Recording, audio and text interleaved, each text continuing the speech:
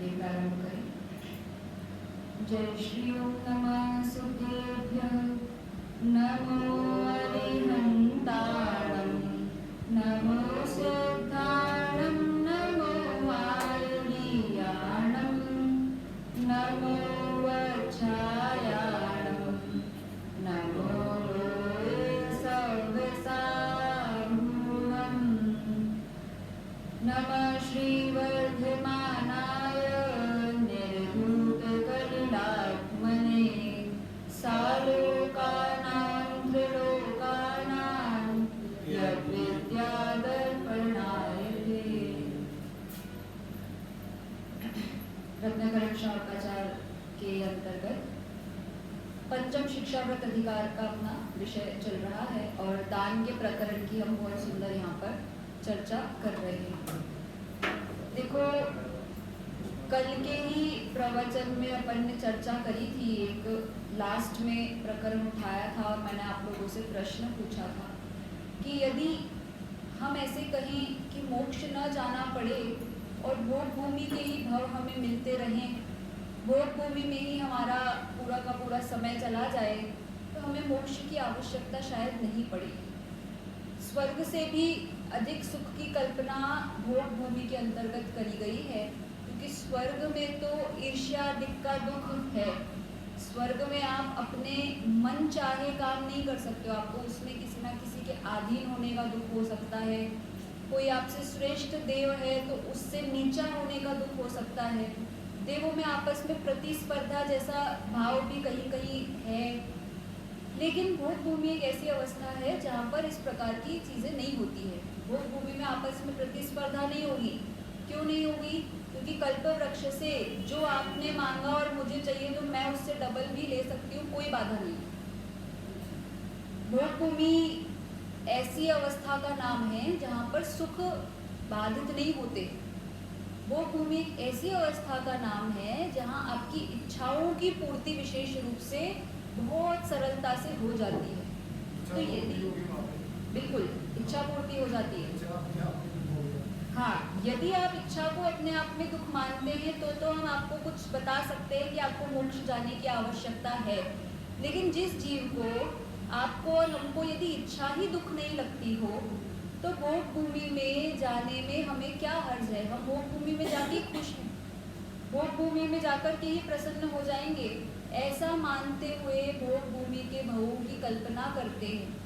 तब यहाँ पे जो बता रहे हैं, कुछ ऐसा बता रहे हैं, वही बता रहे हैं कि दान की अपनी जो चर्चा चल रही थी ना, तो दान की महिमा बता रहे थे आपको कि दान की महिमा से स्वर्ग का भव मिलेगा, दान की इतनी महिमा है कि आपको बहुत अच्छे लोक में यश कीर्ति मिलेगी, ऐसा सब कर रहे हैं। तो बिल्कुल जो हमारे जैसे स्वाध्यायी जीव है उन्होंने बता दिया कि भाई देवगति में भी दुख तो है, वहाँ तो कौन सी जाति के देव बनेंगे क्या पता। इच्छा के अंदर एक चीज ये होती है कि इच्छा में जो चीज प्राप्त हो रही है वो तो ठीक है, वो नहीं प्राप्त हो रही उसकी इच्छा रहती है। इच्छा का जो कॉन्सेप्ट है, इच्छा का कॉन्सेप्ट तो ऐसा है कि एक इच्छा के बाद में दूसरी इच्छा नियम से होती ही होती है। इच्छा में जो प्राप्त हुआ नहीं हुआ उसकी अपेक्षा भी है कि जो प्राप्त नहीं हो रहा है उसकी इच्छा बनी रहती है। जो प्राप्त हो रहा है उसकी तो कोई वैल्यू नहीं। बिल्कुल, और जो पूरा हो गया, जो प्राप्त हो गया, अब उसका खत्म, अब अगली इच्छा। हाँ, वो नहीं प्राप्त होगा या जो प्राप्त था या दूसरे को प्राप्त होगा वो ज्यादा इच्छा रहती है। बिल्कुल, उसके पीछे भागने की इच्छा रहती है, उसको प्राप्त करने की इच्छा रहती है और वो प्राप्त करके अपने आप को मानी अनुभव करता है कि देखो मैंने प्राप्त कर लिया। भोग भूमि में भी ऐसा होता होगा? नहीं होता है ऐसा। देखो, भोग भूमि में क्या होता है, भोग भूमि में आपको बस इच्छा करने की देर है और इच्छा तुरंत पूरी हो जाती है। लेकिन क्या है कि भोग भूमि में रहने वाले जीव ना हमारी तरह ऐसे कुटिल नहीं होते हैं।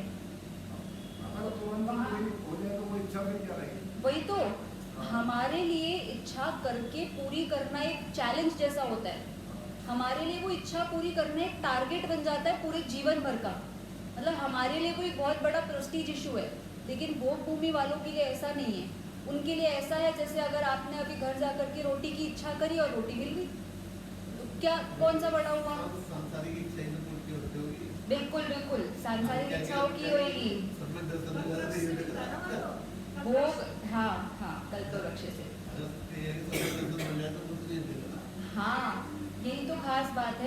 सांसारिक इच्छाओं को ही तो भोग कहा। भोग भूमि शब्द में भोग हम कह रहे हैं तो भोगों की ही प्राप्ति होगी। हम तो आपको भोगों से रहित होने का उपदेश सिखाने आए हैं कि आपको यही तो डिफरेंस क्रिएट करना है कि सम्यक दर्शन सहित है, यदि कोई सरल जीव है, मंद कषाई जीव है, उसको विशेष भोगों की इच्छा यहाँ पे भी नहीं होती। आप देखो ऐसे बहुत से जीव होते हैं जिनको विशेष इच्छाएं नहीं रहती है, जिनको कोई विशेष आग्रह नहीं रहता है, किसी किसी की बहुत लालसाएं, बहुत इच्छाएं रहती है। ये विभिन्न प्रकार के परिणामों के आधार से ही आप भोग भूमि में, यहाँ पे और स्वर्ग में और अपने भोगों में भेद बना रहे हो। अगर एक सम्यक दृष्टि की नज़र से देखा जाए तो उसके लिए भोग भूमि, स्वर्ग, ये वाली मनुष्य गति, तिर्यंच, समस्त अवस्थाएं समान है उसके लिए, क्योंकि समस्त ही संसार है तो संसार ही, संसार से भिन्न थोड़ी है, सब कुछ ही संसार है। तो इसीलिए जो सम्यक दृष्टि है वो जानता है कि भोग भूमि में भी सुख नहीं है। क्यों ये जानता है? क्योंकि वो ये समझ चुका है कि ये इच्छा का उत्पन्न होना, ये विषय भोगों का मिलना, ये अपने आप में दुख है। वो ये समझता है कि यदि मैं इन भोगों को भोगूंगा तो ये मुझे कोई सुखी करने वाले नहीं हैं, क्योंकि परद्रव्य है और परद्रव्य से सुख नहीं होता, क्योंकि पुद्गल है, सब कुछ पुद्गल है। जितने भी आप भोग रहे हो सब पुद्गल आश्रित ही हैं। तो इसीलिए ये बात हमें समझनी चाहिए। लेकिन फिर भी शास्त्रों में जब वर्णन करते हैं तो भोग भूमि की जो है बहुत प्रचुरता से वर्णन किया जाता है। इस कारण से किया जाता है कि एक ऐसी अवस्था है जहाँ पर समग्र प्रकार की बहुत सारी सुख सुविधाएं, फैसिलिटी, लग्जरी, जो आप जिन शब्दों में समझना चाहो उन शब्दों में समझ सकते हो। ये आपके ऊपर डिपेंड करता है कि आप कितनी बड़ी कल्पना भोग भूमि के आधार से बना सकते हो अपने मन में कि भोग भूमि में ऐसा होता होगा, वैसा होता होगा।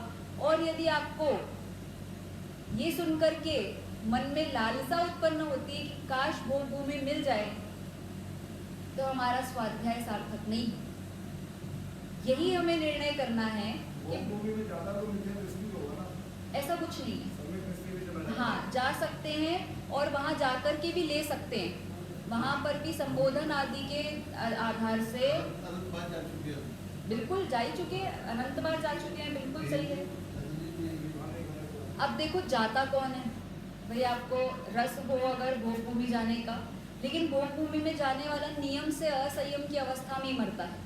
संयमी जो मरण लेगा, समाधि मरण लेगा जो, वो भोग भूमि में नहीं जाता है, वो स्वर्ग में जाते हैं। संयमी जी स्वर्ग में जाते हैं और असंयमी, क्योंकि भोग है ना, तो भोग मतलब असंयम की दशा, वहाँ के जीव संयम नहीं कर पाते। विशेष क्यों नहीं कर पाते?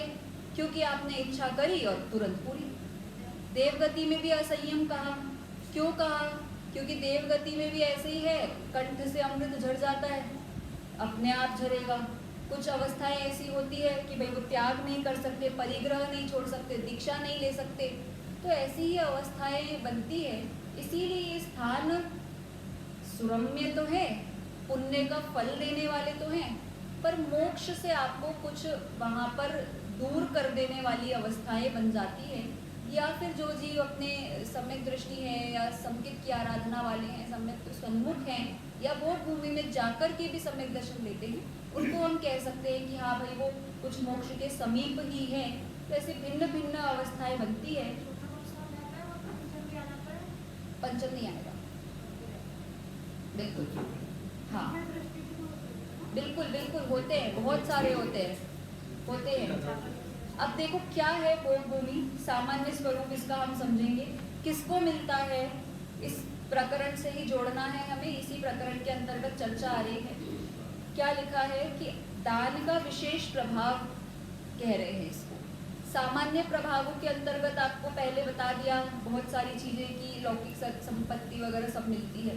फिर विशेष फल जब बताए तो इंद्रादिक के, चक्रवर्ती के, ये सब प्रभाव इसमें बताए कि ऐसी ऐसी अवस्थाएं प्राप्त होती हैं। फिर इसके बाद में अब तीसरा बता रहे हैं कि दान का ही विशेष महात्म्य ऐसा है जिसने उत्कृष्ट दान किया हो, उत्तम पात्र को किया हो। जैसे मान लो जिन मंदिर बनवाना, जिन प्रतिमा विराजमान करवाना, एक पद्मनंदी पंचविंशतिका में ही एक ऐसा श्लोक उद्धृत किया हुआ है जिसमें लिखा है कि जिस जीव ने अपने जीवन भर में कहीं अणु मात्र, चावल मात्र जितनी भी प्रतिमा विराजमान करवाई हो, उससे श्रेष्ठ कोई नहीं है। उसमें इतनी महिमा जिन प्रतिमा को विराजित कराने की कही। तो चावल मात्र जितनी प्रतिमा, अब आप सोच के देखो कितनी छोटी हो सकती है। ऐसी प्रतिमा बनती भी है कि नहीं है ये हमें नहीं पता, अब बन सकती है। अब तो बहुत सारी है, देखिए आपने। अच्छा, मुझे लगता है उसी पे बनाई हुई होगी वो, उस पे बनाई, हाँ। पर यदि कोई पाषाण के आकार को इस तरीके से कटिंग करके इतनी बनाए तो आजकल तो वो भी संभव है, क्योंकि मशीन से कटिंग होती है तो बन जाती है। पहले समय में तो ठोक करके तराश करके बनाते थे ना, पत्थर को ही कट करके, तो इसलिए इतना नहीं संभव हो पाता था। पर समझ लो, उपमा भी अगर है तो समझ लो कि यदि इतनी भी कोई विराजित करवाता है तो उसका मनुष्य जन्म सार्थक है और उसने अपने जीवन का सर्वोत्कृष्ट काम किया है। इस प्रकार के यदि कोई दान करता है, ये उत्तम दानों में आता है। जिन मंदिर, जिन प्रतिमा, जिन मंदिर के उपकरण, जो मान लो जिन प्रतिमा नहीं करवा पाता है, तो इस प्रकार से कह लो। और आहार दान के प्रकरण में समझ लो कि संयमियों को भोजन जिसने कराया हो, इस प्रकार से ये उत्तम उत्तम दानों के संदर्भ में जो करता है उसे विशेष फल मिलता है, विशेष प्रभाव मिलता है। और वो क्या होता है उसकी चर्चा अब यहाँ पर कर रहे हैं। अपना श्लोक नंबर है 116 और पेज नंबर है 175। नहीं, ऐसा नहीं होगा। देखो क्या है कि इसमें दो अपेक्षाएं हैं। इसमें एक अपेक्षा तो जो है वो है एक अंजन चोर वाली अपेक्षा, जिसने अपने जीवन में बहुत खोटा काम किया पर परिणामों की विशुद्धि से सुधर करके पूर्व पापों के निर्जरा पूर्वक बिल्कुल दान किए, संयम किए, तप किए, तो उसको तो विशेष फल है ही है।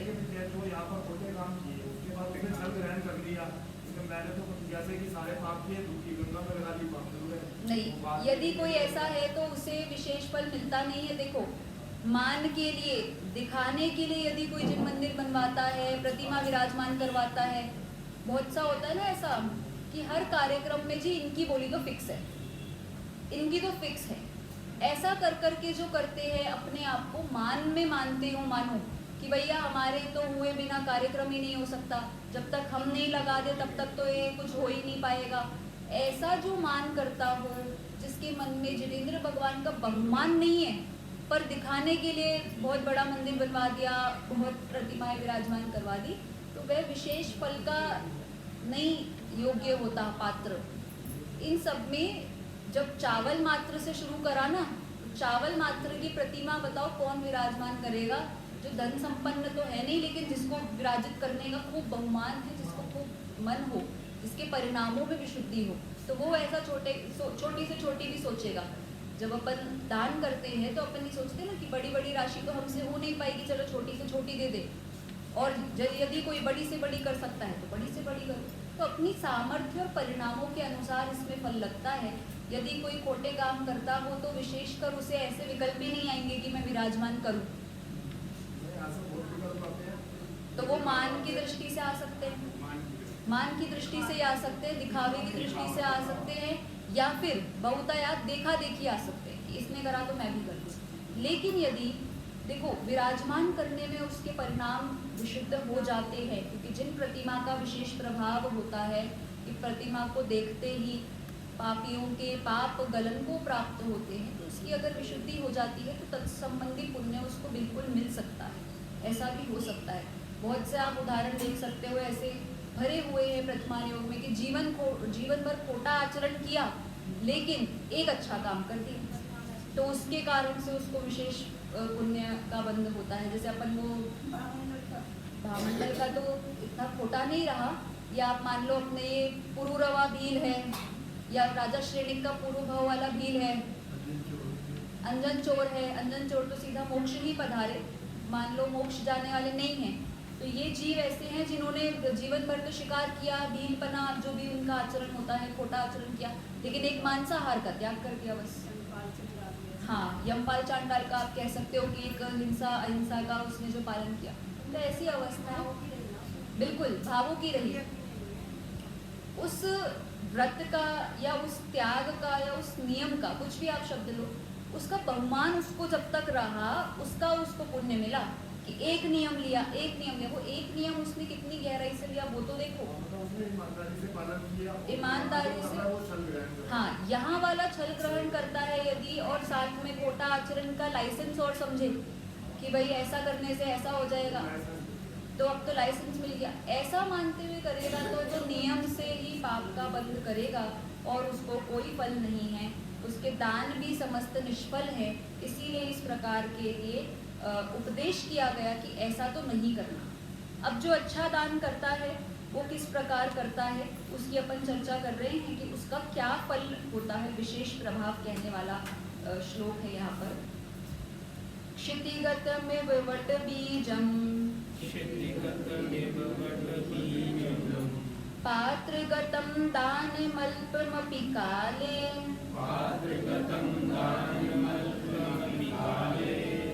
फलतिच्छाया विभवम्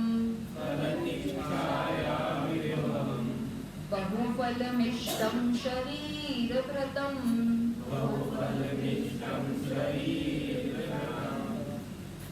लोक में मीठे फलों के लिए विशेष राग, विशेष आसक्ति, विशेष आकर्षण देखा जाता है।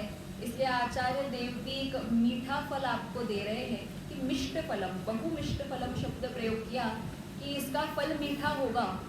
क्या मीठा होगा, कैसा मीठा होगा? कि सामान्य फल जो मीठे होते हैं वो तो एक बार खाते ही खत्म हो जाते हैं, लेकिन दान का ऐसा फल है जो जल्दी से खत्म नहीं होगा और बहुत भवों तक आपको मीठा फल देता रहेगा।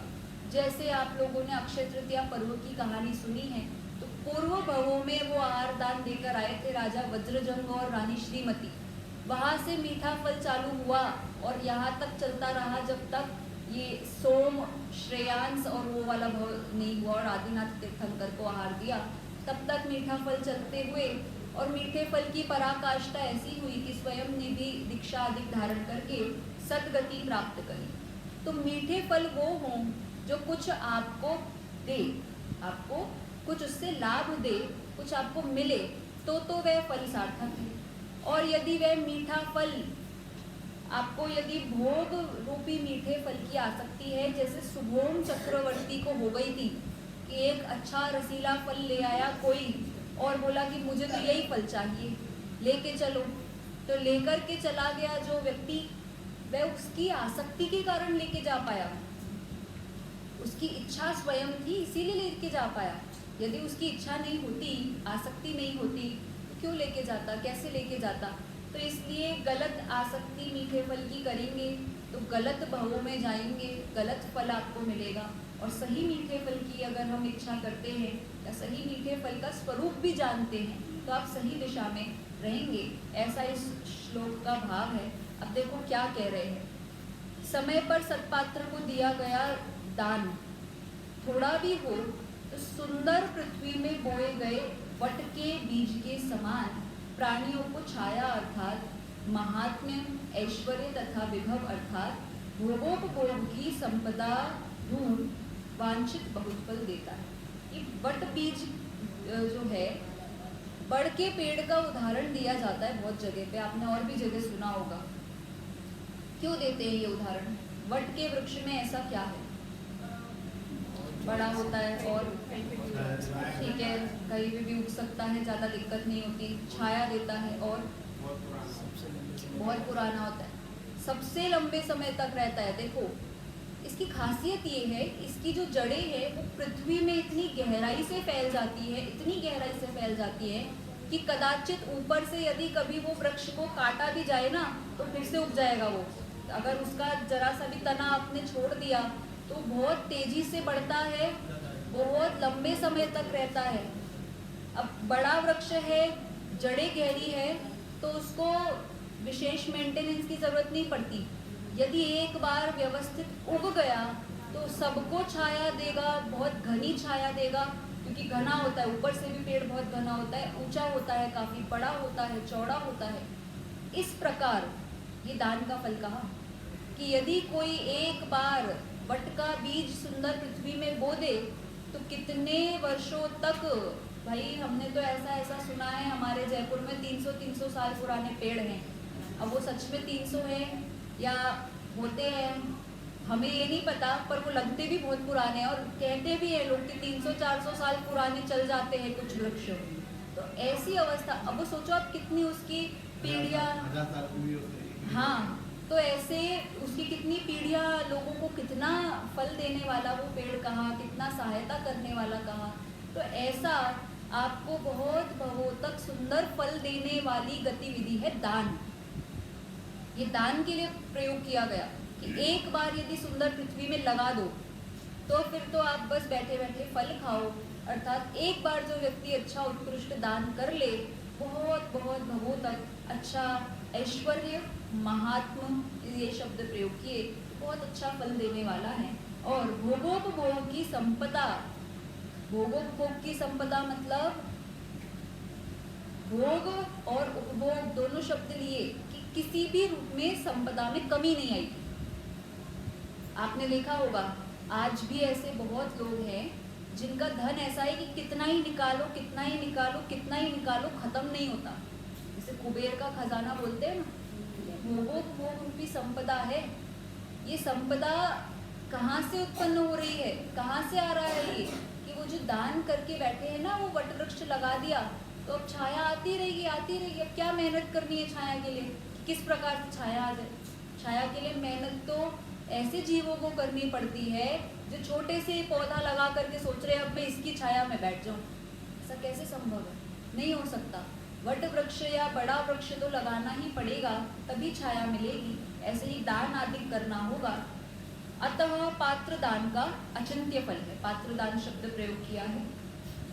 पात्र दान के प्रभाव से सम्यक्त्व ग्रहण हो जाता है। देखो क्या कह रहे हैं, पात्र दान के प्रभाव से सम्यक्त्व ग्रहण होगा।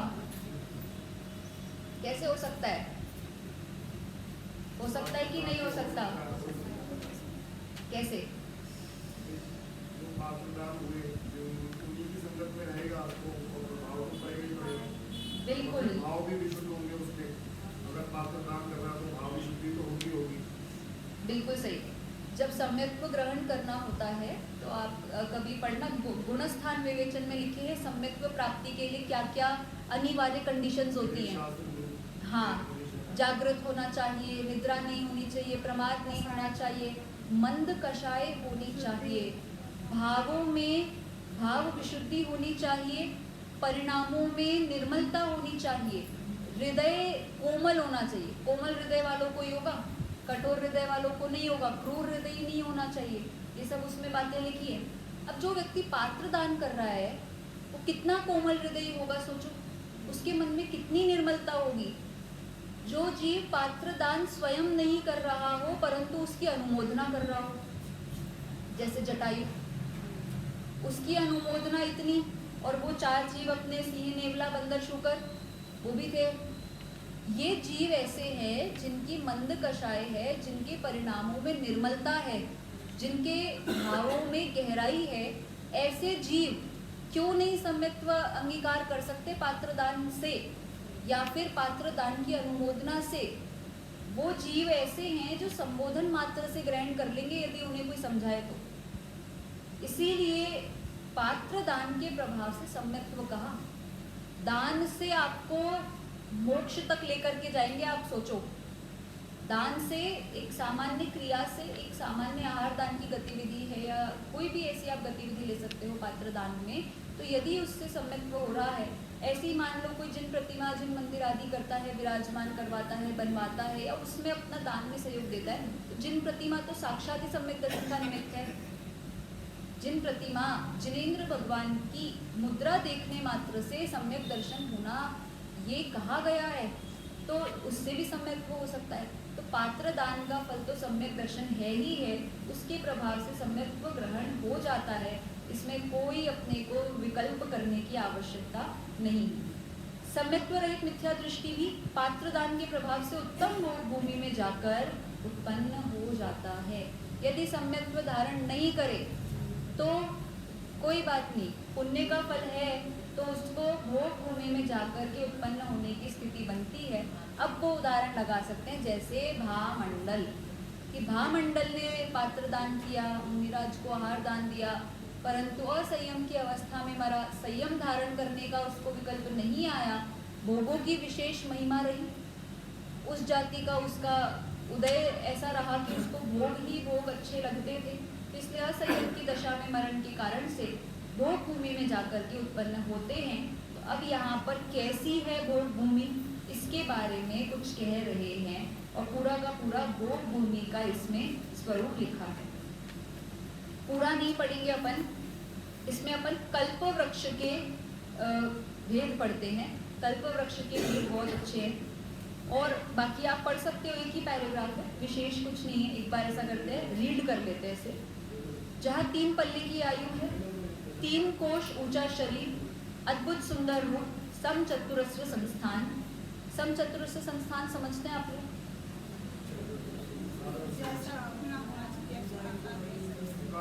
हाँ, न ज़्यादा छोटा न ज़्यादा बड़ा, एकदम हाथ पैर सबकी ऊंचाई बिल्कुल जैसी शरीर के अनुरूप होनी चाहिए, बिल्कुल वैसे।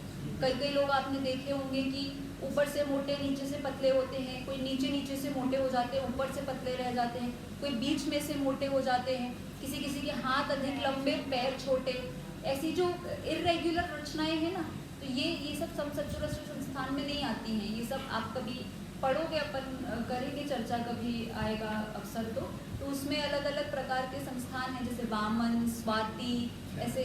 हाँ बिल्कुल, तो ये अवस्थाएं होती है। तो इसमें अपन जिसकी बात कर रहे हैं वो समचतुरस्र संस्थान, बिल्कुल मतलब बराबर व्यवस्थित बना हुआ सुंदर। महाबल पराक्रम युक्त मनुष्य होते हैं, देखो वीक नहीं होते कोई भी, महाबली होंगे सबके सब, पराक्रमी होंगे क्योंकि शरीर मजबूत होता है। स्त्री पुरुषों का युगल उत्पन्न होता है, ये तो आपको पता ही है कि एक साथ ट्विंस जन्म लेते हैं, एक लड़का और एक लड़की ही होगा, ऐसा नहीं होगा किसी को भी ट्विन में कि 2 लड़के हो जाए और 2 लड़कियां हो जाए, ये हमेशा भोग भूमि का नियम है। इस प्रकार से युगल उत्पन्न होते हैं। करेंगे इसकी चर्चा अलग से, वही मैंने इसलिए कहा था कि गहरा विषय है। 3 पल्ले, 3 कोश, ये सब थोड़े से टर्म्स हैं, इनको अपन करेंगे कभी और चर्चा। अभी सामान्य स्वरूप समझ लीजिए आप। हाँ, वही अलग से समझेंगे इसको, कभी अच्छे से समझने योग्य विषय है तो समझ में आएगा।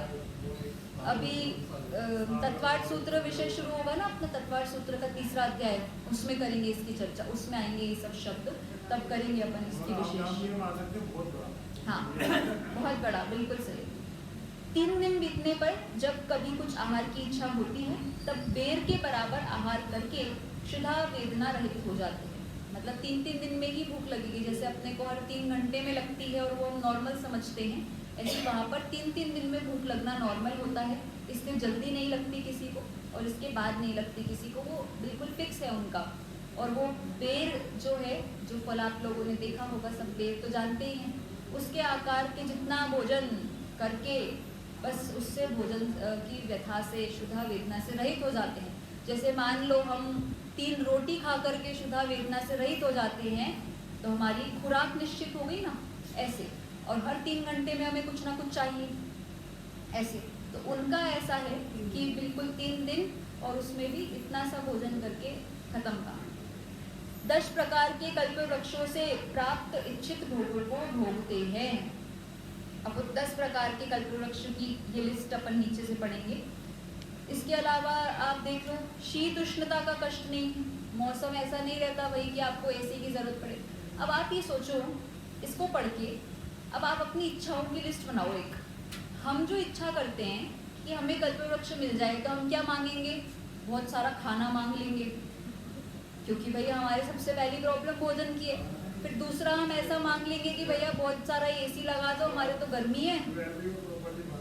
ज्वेलरी और प्रॉपर्टी मांग लेंगे, ऐसा कर सकते हैं। मतलब हमारी जो भोगों की लिस्ट है, सर्दी गर्मी वाले दुख और भोजन के दुख विशेष रहते। भाई गर्मी लग रही है, कुछ अच्छा पिला दो कोई, तो आप कल्प वृक्ष से मांगोगे जाकर के। अब वहाँ पर वो प्रॉब्लम ही नहीं है। आप ये सोचो, आप कल्प वृक्ष से मांगोगे क्या? ना सर्दी गर्मी है, ना बारिश विशेष रहती है, कष्ट नहीं होता कि आप उससे जाकर के छाता मांग लो, ऐसा भी नहीं है। बेसिक हमारे जो दुख है ना, वो हम एक पंचम काल की मेंटालिटी से मान करके उसके हिसाब से सोचते हैं कि अभी पंचम काल में अतिवृष्टि चल रही है ना, तो हम ये सोचेंगे बाहर निकल के पानी भर गया यहाँ पे, कल्प वृक्ष होता तो हम उससे फटाफट कह देते हमें घर छोड़ा है। ऐसी हमारी सामान्य सोच है। पर कल्प वृक्ष भोग भूमि एक ऐसी अवस्था है, वहाँ होना ही नहीं है ये सब, ये दुख ही नहीं है, सब कुछ अनुकूल है, सब कुछ फेवर में चलेगा आपके। दिन रात्रि का भेद नहीं है। अब आप ये सोचो कि भाई कल्प वृक्ष होता तो हम तो सारे दिन आराम करते, अब सारे दिन आराम या सोते मान लो। अब दिन रात्रि का भेद नहीं है, व्यक्ति कब सोए कब उठे कैसे हिसाब बने, वहाँ दिन की गणना कैसे करते हैं? करना ही नहीं है उनको। वो अपनी कोई में भूल करती है ना वो। तो वो दिन की गणना उनके प्रहरों के हिसाब से रहती है, उसकी गणना अलग है, क्योंकि दिन रात का भेद नहीं हो फिर भी प्रहर तो चल रहे हैं। आज भी ऐसे बहुत से देश है जहाँ पे रात नहीं होती, या 10-10, 11-11 बजे। यूरोप में होता है ना ऐसा कि बहुत देर से दिन छिपता है, रात्रि छोटी रहती है। हाँ, तो अब वो भी दिन की गणना कर तो रहे हैं उनके यहाँ पे, तो प्रहर के हिसाब से चलता है, घंटे के हिसाब से चलता है। परंतु ऐसा दिन रात्रि का भेद नहीं है कि अंधेरा हो जाएगा उजाला हो जाएगा, ऐसी अवस्था नहीं है। क्योंकि भोग भूमि में सूर्य चंद्र नहीं दिखाई देते, ये तो पता ही होगा आप लोगों को। सूर्य चंद्र का भेद तो बहुत बाद में शुरू हुआ जब भोग भूमि नष्ट होने लगी। सदा उद्योत रूप अंधकार रहित समय चलता है। अंधकार को क्योंकि भोग में बाधक कहा जाता है, भाई रात हो जाएगी तो आपके बहुत से काम नहीं हो पाते हैं ना, तो रात्रि बाधक है। तो अंधकार बाधक रूप होता है क्योंकि भोग भूमि में बाधा नहीं चाहिए, बाधा होती ही नहीं है, तो इसलिए ऐसा नहीं होगा कि कभी अंधेरा हो जाए या लाइट खत्म हो जाए, क्योंकि बाधा नहीं है।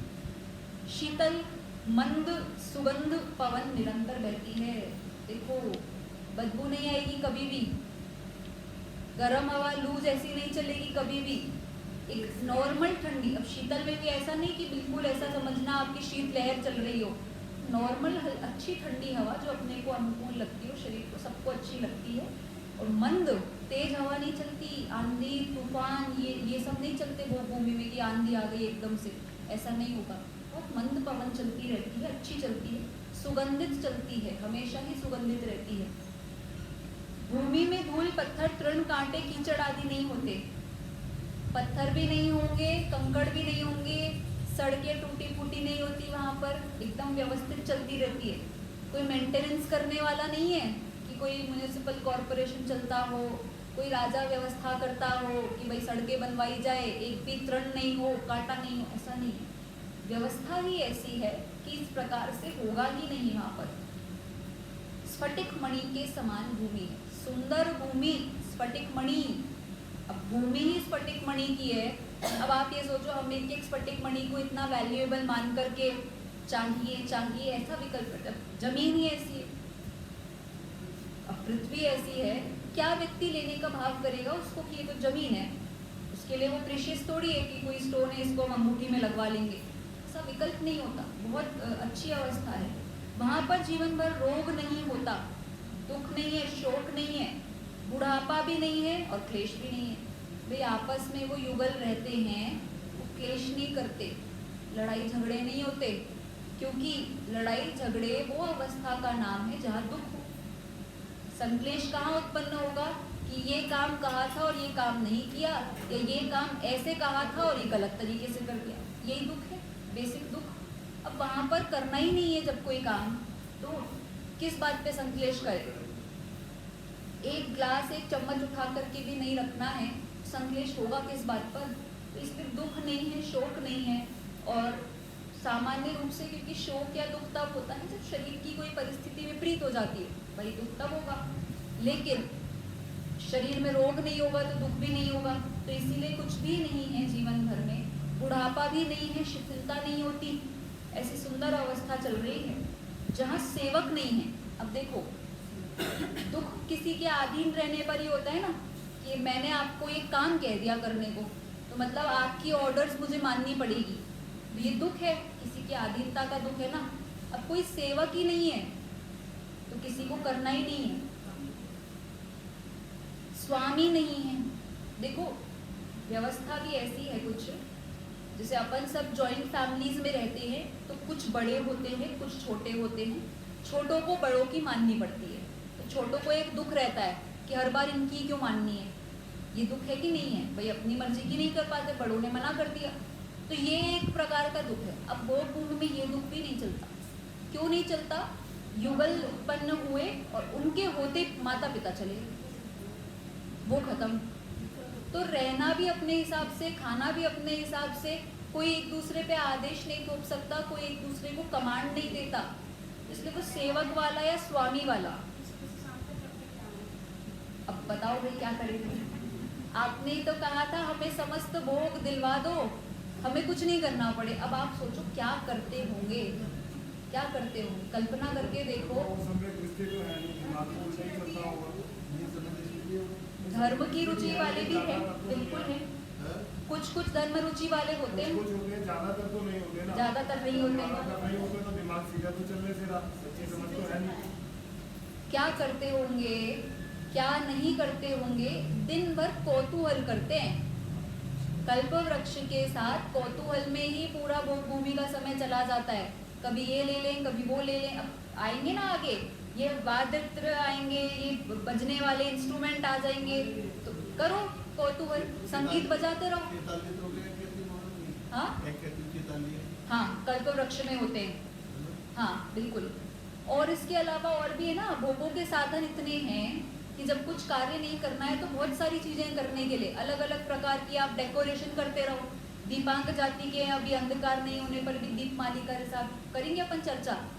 फैसिलिटी बहुत है, खेलने कूदने के साधन बहुत है। भोग मतलब क्या है कि अपने मन को किसी ऐसी वस्तु में रंजायमान कर देना जो इंजॉयमेंट कराती रहे, एंटरटेन कराती रहे। तो वो एंटरटेन करते रहेंगे और वो एंटरटेनमेंट का साधन उनका यही है, जो मांगोगे आप मिलता चला जाएगा। बस ऐसी मस्ती में समय चला जाता है, मजे में समय चला जाता है। इसीलिए तो कहा कि भोग भूमि में तो और धर्म करना मुश्किल है। जाने वाले जाते हैं, दर्शन पूजन करने वाले करेंगे, बिल्कुल करेंगे, बिल्कुल। जिसको रुचि है वो दर्शन पूजन भी करेगा, जिसको रुचि नहीं है वो नहीं भी करेगा। भोग भूमि में जाकर के गाफिल होने वाले भी हैं और भोग भूमि में जाकर के सम्यक दर्शन देने वाले भी हैं। भोग भूमि में जाकर के समझने वाले भी हैं जिनको भोगों से वैराग्य हो जाए। तो ऐसी अवस्था जहाँ पर कोई सेवक नहीं, स्वामी नहीं, स्व पर चक्र का भय नहीं। स्व पर चक्र क्या होता है? स्व और पर चक्र का भेद नहीं। जैसे अपने पास में ये है ना, ये हिस्सा मेरा, ये हिस्सा तेरा, ये नहीं होता वहाँ। क्यों नहीं होता? क्योंकि कल्प वृक्ष से मिला हुआ है। तुम्हें चाहिए तुम रख लो, हम फिर से ले आ रहे हो। भाई हमारे पास में व्यवस्था है, कोई बात नहीं। और वो तुमसे लेगा क्यों? वो खुद नहीं ला सकता? बिल्कुल ला सकता है। तो ऐसी स्व पर वाली व्यवस्था नहीं कि इतना हिस्सा तुम रख लो, इतना हिस्सा हम रख लो। स्व पर चक्र ऐसा भेद नहीं करते। आपको पता है ये जो अपने मकानों की बाउंड्री है, घर की बाउंड्री है, कॉलोनी की बाउंड्री है, ये सब तो बहुत बाद में कुलकरों के समय पे शुरू करा। आगे जब आप कभी पढ़ने का चांस मिले तो आप देखना, सीमंकर, सीमंधर, ऐसे ऐसे नाम के कुलकर हुए हैं। उन्होंने कहा कि अब भाई एक दूसरे की सीमा में घुस रहे हैं लोग, तो कि सीमा बनाओ, अपनी बाउंड्री बनाना शुरू करो। ऐसी अवस्थाएं बाद में उत्पन्न हुई जब भोग भूमि खत्म होने लगी। उससे पहले स्व और पर ऐसा कुछ विशेष नहीं था कि पहला, दूसरा, तीसरा, बिल्कुल बिल्कुल। अब इसके अलावा षट कर्म रूप आजीविका नहीं करनी पड़ती। सबसे बड़ा जो हमारा दुख है वो षट कर्म रूप आजीविका है। कर्म भूमि प्रारंभ भूमि ना, भोग भूमि के बाद कर्म भूमि कही जाती है।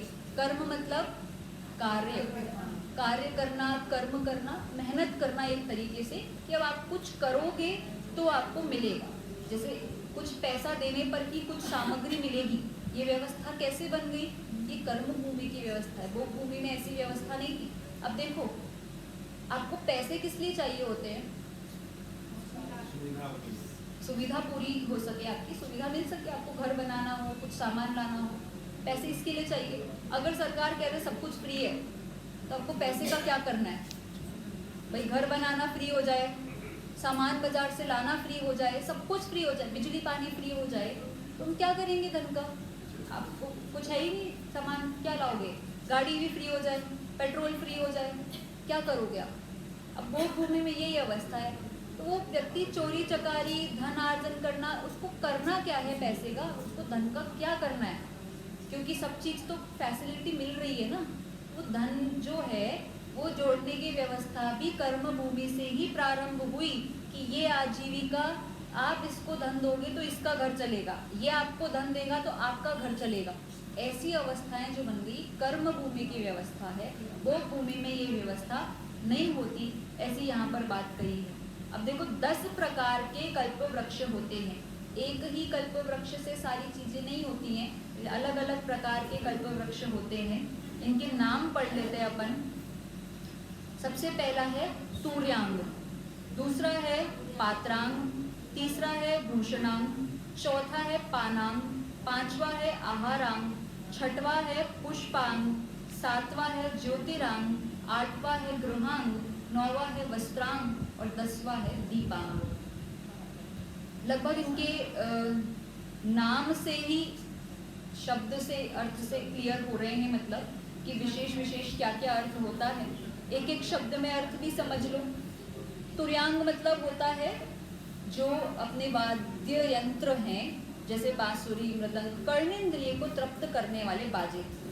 ऐसे बाजे जो आपको म्यूजिकल इंस्ट्रूमेंट्स कर्णेंद्रिय को रुचि करने वाले हों।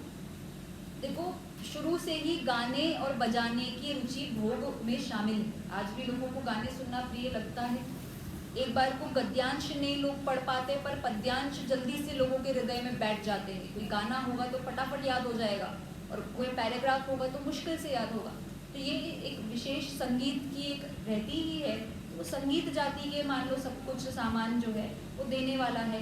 तो भोग भूमि में व्यक्ति इस आधार से भोग करे, दिन भर आराम से म्यूजिक सुन करके टाइम पास कर सकते हैं, बोर भी नहीं होंगे। दूसरा पात्रांग, ये क्या करते हैं? स्वर्णमय रत्नमय अनेक प्रकार के नेत्रों के आनंदकारी कलश, दर्पण, झारी, आसन, पलंग आदि समस्त प्रकार के पात्र देते हैं। आपको सोफा चाहिए, आपको बेड चाहिए, घर के लिए अच्छा फर्नीचर चाहिए, डेकोरेटिव आइटम्स चाहिए, होम डेकोर का सब सामान इसमें आपको मिल जाएगा। ठीक है। तीसरा भूषणांग, अलग अलग प्रकार के आभूषण, क्षण क्षण में पहनने योग्य हार, मुकुट, कुंडल, अंगूठी आदि। अब देखो, अब आप पूछ रहे हो ना काय में समय जाता है, इसमें जाता है। अब आपको सजने संवरने के लिए समय दे दिया जाए, सजते रहो, हार बदलते रहो बार बार उस समय, क्योंकि भाई अब पुरुष नहीं पहनते, वहाँ पर पुरुष भी पहनते हैं अच्छे अच्छे कुंडल आभूषण आदि। ऐसा होता है कि भोग भूमि में सिर्फ अकेले ही होते हैं, और तो लोग नहीं होते ना, क्या युगल ही होते हैं ना, बाकी और तो नहीं होते ना, वहाँ अकेले ही होते हैं ना ऐसा। हाँ, फैमिली तो नहीं है ना, और लोग भी नहीं होते ना, होते हैं ना, फैमिलीज है, पूरी की पूरी कॉलोनीज है, फैमिलीज है, अकेले नहीं होते, मित्र होते हैं, साथ में रहने वाले पड़ोसी जैसे मान लो, सब होते हैं, बहुत सारे लोग होते हैं। बस परिवार नहीं होता। फैमिली मतलब दो, एक हस्बैंड और एक वाइफ, बस। हाँ, तो ये सब जो है ये सब चीजें जो आभूषण आदि हैं, और घोषित करने वाला, महल को, द्वार को, शैया को सजाने वाली, भाई आपको डेकोरेट करना है, ये बांधनवार लगाना है, गेट पे लगाना है, ये सब काम में उनका टाइम जाता रहता है। इसका घर अच्छा दिख रहा है तो हम भी ऐसा सजा लें, ऐसा साज सज्जा। पानांग, नाना प्रकार के पीने योग्य शीतल सुगंधित जल देते हैं, अलग अलग प्रकार के जल, जूस, जो भी आपको लगता हो। अब वो भाई उनको पीने की इच्छा विशेष नहीं रहती, क्योंकि भूख नहीं है, शुद्धा नहीं है विशेष, तो इसीलिए कहा कि जिसको जैसा पीना हो वैसा पी सकता है। फिर अगला है आहारांग, नाना स्वाद रूप अनेक प्रकार के आहार देते हैं, परंतु वहाँ भूख का कष्ट नहीं है, और फिर इसीलिए उनको प्रतिदिन भूख नहीं लगती। तो क्या करना, तो 3 दिन बाद बराबर जो उनको भोजन लगता होगा उतना भोजन वो कल्पवृक्ष से लेते हैं। पुष्पांग, बहुत प्रकार के कोमल सुगंधित फूलों की माला, आभूषण आदि देते हैं। फिर इसके अलावा ज्योतिरांग, देखो कल्पवृक्षों के प्रकाश से सूर्य चंद्रमा दिखाई नहीं देते, सूर्य के प्रकाश से कई गुना अधिक प्रकाश इनका होता है, इसलिए इसी से दिन रात्रि का भेद नहीं रहता। ये एक विशेष प्रकार का कल्पवृक्ष है ज्योतिरांग नाम का, इसमें ही सारी की सारी आभा है, इसके कारण से ही पूरी की पूरी रोशनी जैसी बनी रहती है। तो ये इस कल्पवृक्ष की विशेषता है। ग्रहांग, ग्रहांग में क्या है? 84 खंड तक के सुंदर चित्र विचित्र रत्नों से शोभायमान अनेक प्रकार के महल देते हैं। खंड फिक्स कर दिए, 84 खंड तक के, मैक्सिमम ये है, मिनिमम और भी मिल सकता है जितना आपको आवश्यकता हो। घर भी वो बार बार बदल सकते हैं, क्योंकि हमारे जैसा घर बदलने में उनको ट्रांसपोर्ट तो करना नहीं पड़ता, पैकिंग करनी नहीं पड़ती। मान लो इस घर में रहते रहते बोर हो गए, चलो दूसरा घर ले लें, अब इसको अलग तरीके से डिज़ाइन कर लेंगे, ऐसी अवस्थाएं चलती हैं। तो ये महल देने वाले जो हैं ग्रहांग जाति के कल्पवृक्ष, अलग अलग प्रकार के जीव, जिनकी जैसी कषाय है उनको वैसी इच्छा रहेगी।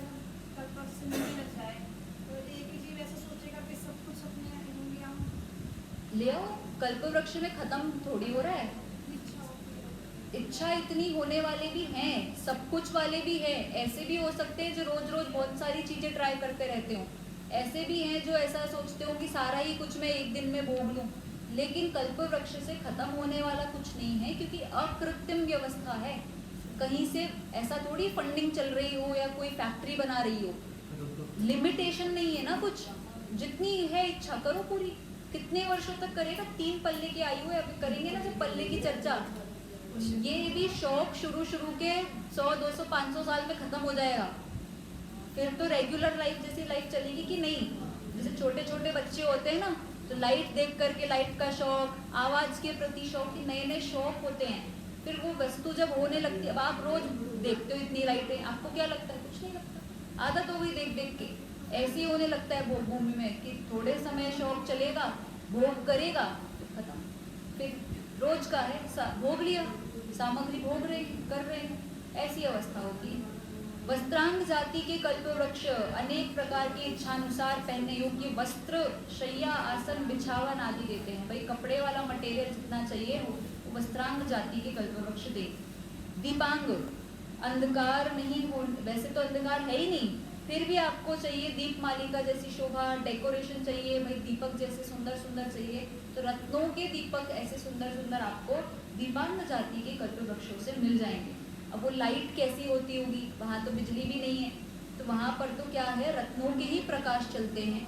जितने भी आप समझ लो झूमर लगाना है तो रत्नों का बना हुआ ही झूमर आएगा, क्योंकि वहाँ इलेक्ट्रिसिटी तो है नहीं कि आपके जैसे बल्ब लगाएंगे वो लोग। तो ऐसी सुंदर अवस्था भोग भूमि की होती है। तो भोग भूमि के भोग ऐसे हैं, जितनी कल्पना करो उतना कम है, और जिसके मन में भोगों की रुचि है उसको भोग भूमि का रस रहेगा। इसीलिए ये आपको विवेचन सुनाया कि यदि भोगों का रस है तो उस रस को कम करो, क्योंकि भोगों के रस से कुछ भी प्राप्त होने वाला नहीं है। भोग भूमि में अनेकों बार आप भी हो आए, हम भी हो आए, लेकिन सम्यक दर्शन प्राप्त नहीं किया, इन्हीं चीज़ों में टाइम वेस्ट किया, इसीलिए सम्यक दर्शन नहीं हुआ। और सम्यक दर्शन, संयम, ये सब अवस्थाएं नहीं होगी तो आगे के भव कैसे हमारे अच्छे होंगे। भोग भूमि का एक भव करने के बाद फिर किसी ऐसे भव में पहुंच जाएगा जहाँ कोई व्यवस्था ही नहीं है, फिर वहाँ पर राग द्वेष करेगा, संकल्प विकल्प करेगा कि ये हो गया वो हो गया, आगे के भव सब बेकार हो जाएंगे। इसीलिए भोग भूमि में जाने की भावना नहीं भाना। भोग भूमि में क्या, यहाँ पे भी मिले हुए समस्त भोगों को त्यागने की ही भावना रखना। ये यदि भावना रखोगे, समस्त दान की भावना रखोगे तो कुछ फल मिलेगा। और जो जीव भोग भूमि के लक्ष्य से दान करता हो उसे एक भी भोग प्राप्त नहीं होता, ऐसी बात समझना। विशेष चर्चा अपन करेंगे और ये बाकी आप पढ़ लो, कैसे मरण होता है, कैसे बच्चे बड़े हो जाते हैं। भाई माता पिता को लगता है कि हमने बच्चों को बड़ा किया, तो वो कैसे बड़े हो रहे हैं, वो पूरी की पूरी इसमें बात लिखी हुई है, तो आप ये पढ़ सकते हो कि क्या व्यवस्था है क्या नहीं है। इस प्रकार से सुंदर इसमें स्वरूप है, इसको अपन और शेष चर्चा आगे लेंगे।